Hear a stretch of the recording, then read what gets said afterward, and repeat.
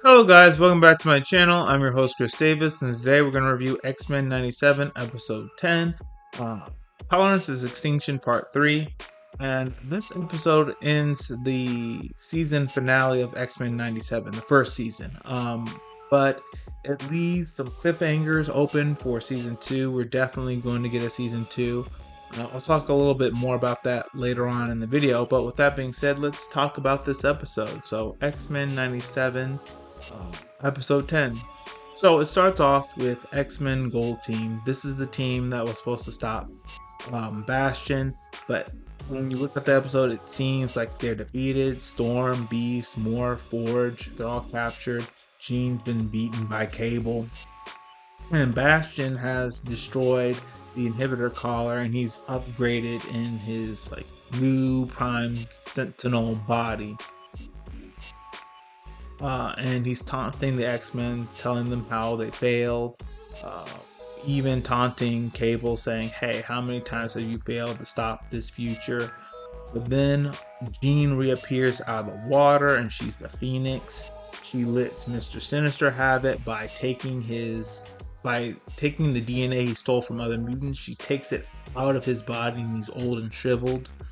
And then she takes the inhibitor collar that Bastion destroys. She repairs it with her psychic power, and she puts it on him, and she severs his connection to the rest of the Sentinels. And then her power disappears, but then Bastion he loses it.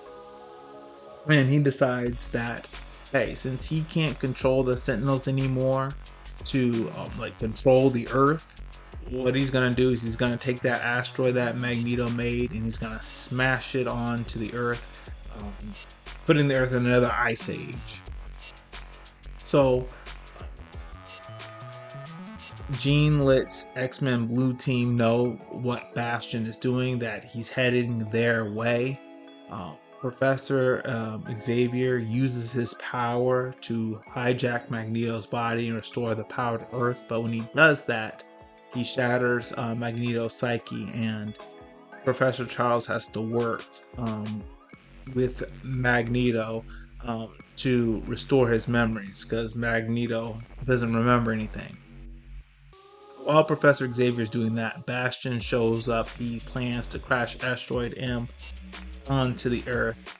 Rogue heads him off, and she wails on Bastion.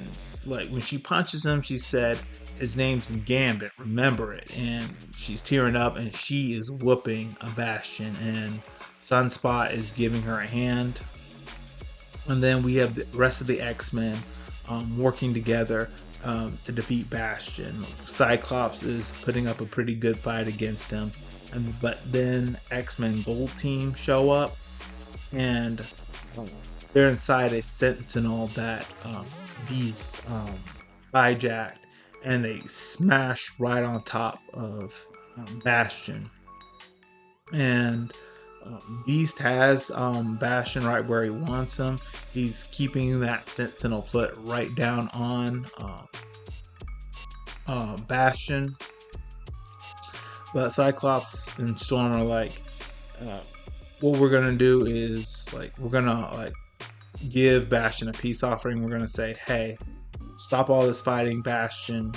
Join the X-Men. We can help you. And while they're doing this on Earth, President Kelly is meeting with all the world leaders, the people in his cabinet, and he decides to release his contingency plan for Magneto. So he sends these nuclear missiles to Asteroid M, and it hits Asteroid M, and it seemingly destroys Bastion. But by President Kelly doing that, he has caused the very problem that the X-Men were trying to prevent, Asteroid M from crashing down on Earth. So the Asteroid M is getting ready to head towards Earth. The rest of the X-Men are doing everything they can, exhausting all possible options to stop Asteroid M from crashing to the Earth. But Asteroid M they don't stop Asteroid M from crashing to the Earth until Professor Xavier restores Magneto's memories, and Magneto stops the asteroid from hitting Earth. But when he does that, they all disappear. And we go to this flash forward sequence where the X-Men have been gone for 6 months and they're presumed dead.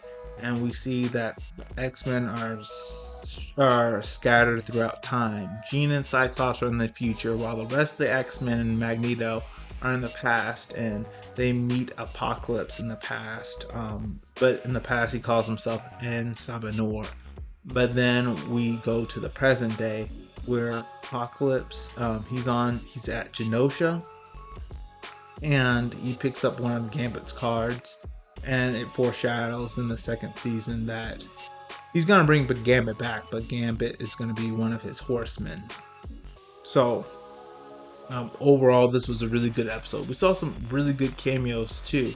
We saw Captain America, Iron Man, Daredevil, Cloak and Dagger, Black Panther, T'Chaka, Silver Samurai, Omega Red. So we saw a lot of Marvel character cameos in this episode, and they were really good. So I'm looking forward to season 2, where they're gonna take the story. When season 2 starts, the X-Men are gonna be in different parts of time. There is like one other thing that I missed. We didn't see where Storm was. We saw that Magneto, Xavier, Professor Xavier, Rogue, Nightcrawler, Beast, they're in the past. We see Cyclops and Jean in the future, but we did not see where Storm ended up. We did not see Storm at all. So we gotta figure out, hey, what part of time did she go to? So, excuse me. All right. That's all we have for today. If you liked what I had to share, please hit the like button, hit subscribe, share this video with all your friends, and let me know what you all thought of this episode, X-Men 97 episode 10. That being said, thank you all for watching. I'll see you in the next video. Later.